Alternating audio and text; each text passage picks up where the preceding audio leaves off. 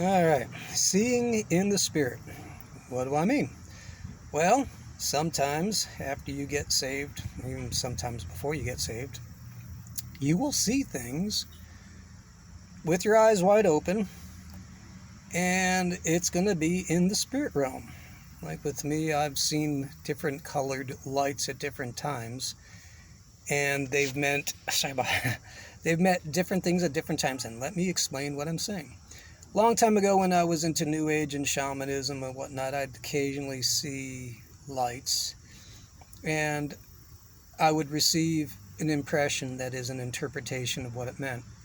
Now, after I've been saved, given my heart to Jesus, and got filled with His Spirit, I still see things. Not a lot, and I'm not even asking for it, but sometimes it happens. What I've seen the differences to be is that when you are in New Age, these things will direct you towards a different outcome, a different understanding of life and reality. And when I've been with, now that I've been with Jesus for 20 years, it happened a lot in the beginning. I actually needed it. And, I've seen different colored like orbs, and then like mile long and high objects. All right, I'll give you the breakdown. Once I saw my friend. They had their eyes surrounded by a beautiful blue light, and it was like a neon blue, sky blue. It was the middle of the night, and when this light surrounded them, they were talking about how they hadn't been around Jesus in a long time. They weren't walking it quite right just at that moment. And when they reflected on Jesus, they said, yeah, I'm a mess, and I just need Him to clean me up, and I miss Him. And right at the point where they said, I miss Him, I saw this beautiful blue light surround their eyes, and they started to cry. Now, this was the middle of the night, evening. We were camping, and I'm like, I was high, but, dude, I was high long time, many years, and I never seen anything like that. And I'm like, okay, I'm high, but this ain't from the drugs. And the reaction they had, now they couldn't see it, I could. The response they were having to this interaction was beautiful, a broken heart. Not so much like a broken heart like when you miss a loved one, and that actually compelled them to go back towards God. And then there was another time when I would see, a couple of times I saw a couple different I saw a face of someone, and immediately that impression was like, ooh, okay, this ain't no good, and this person's evil. So I avoided them and knew what they were about. And then I saw this huge red rectangle, neon red, and it was an indication of a time of day when some light would go through a stained glass window, and I would be praying. So God was saying, hey, I like you praying at this time. It's just a confirmation. In New Age, when I would see stuff, it would always be to draw me away, to separate me from people. It didn't have it didn't bring me to any good conclusions or any good paths. We are by nature beings, supernatural beings. We're going to crave God in some way, shape, or form, whether it's drugs or worshiping a tree or Jesus. I choose Jesus. But it is our nature to have something happen. And when it happens in Christianity, I just want you to know it does happen. It's not just in the drug world or in the shaman world. That Christianity has this stuff. It's called seeing the spirit.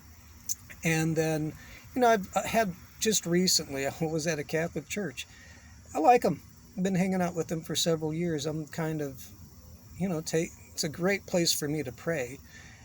And they had the can and the cracker. No, I'm not being cracker in the can, sorry.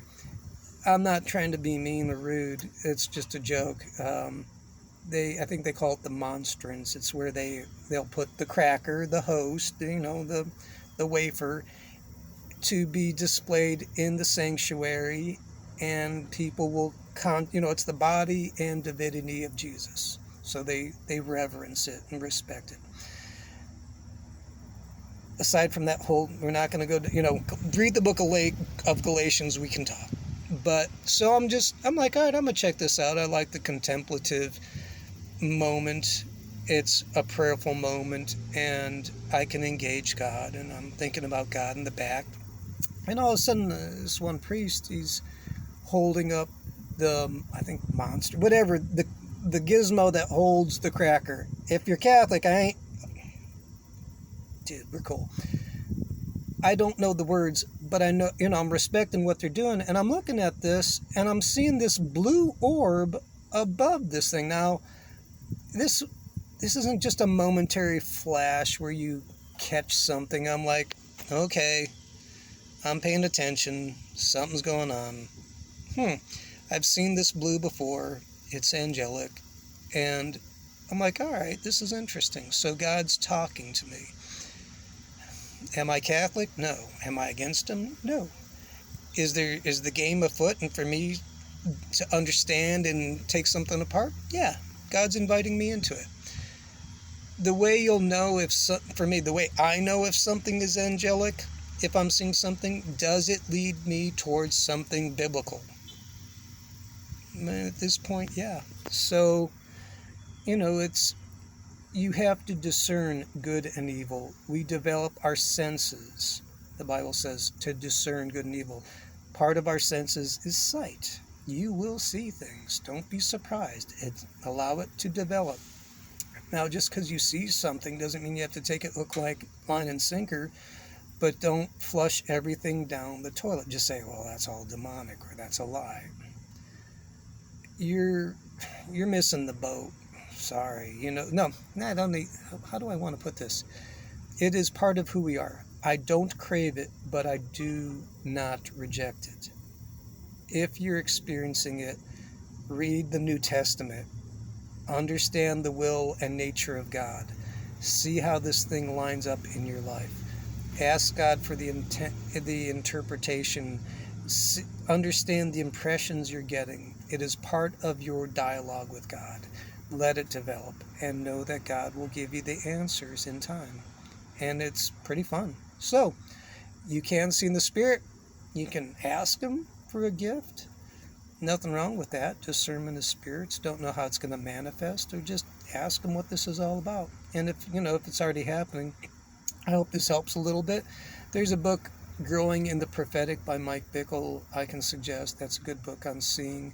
And there's other people out there who are seers, so to speak. That's just the word for prophecy, for, modern folk.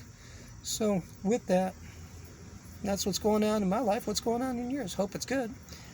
It's Monday. I'll go drink me a little more coffee and talk to you guys later. Bye.